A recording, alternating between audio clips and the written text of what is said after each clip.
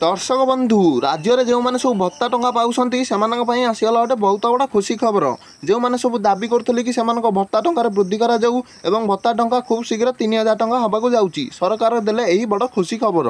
तेज कौन रही संपूर्ण खबर जानापी भिडियोटी को शेष पर्यंत जमी देखूँ। दर्शक बंधु आपण मैंने तो सब जानीथे जे राज्य में बहुत सारा लोक दाबी कर जो भत्ता राशि मिलूँ से भत्ता राशि वृद्धि करूँ सरकार और से भत्ता राशि को वृद्धि कर 3000 टंका करूँ बोली से दाबी करुँच। तेबे एबे आसी जाइए बहुत बड़ खुशी खबर। सरकार खूब शीघ्र से भत्ता टंका को बढ़ाइबा जाउछंती।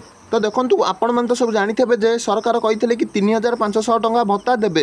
तेबे किछि दिन तले सरकार घोषणा कले कि जो मानकर बयस 80 वर्ष उपर एवं जो भिन्नक्षम मानकर अक्षमताटी 80% उपर से ही सरकार 3500 टंकार भत्ता देवे। जहाद्वारा कौन है कि जो मानकर बयस 80 वर्ष तले एवं जो भिन्नक्षम मानकर अक्षमताटी 80% तले से दाबी कर भत्ता राशि सरकार वृद्धि करंतु एवं से भत्ता राशि को वृद्धि कर सरकार से 3000 टंका कर दियंतु बोली से दाबी कर ओडिशार अनेक स्थान में आंदोलन स्टार्ट हो गला। तेज राज्य में जो मानकर बयस 80 वर्ष तले एवं जो भिन्नक्षम मानकर अक्षमताटी 80% तले से राज्य सरकार खूब शीघ्र खुशी खबर दे पारती। विशेष सूत्र खबर मिलूँ सरकार यह खूब शीघ्र कर पारती। तेज यह आज खबर भिडियोटी भल लगे भिडियोटी को लाइक चैनल को सब्सक्राइब कर दिंतु।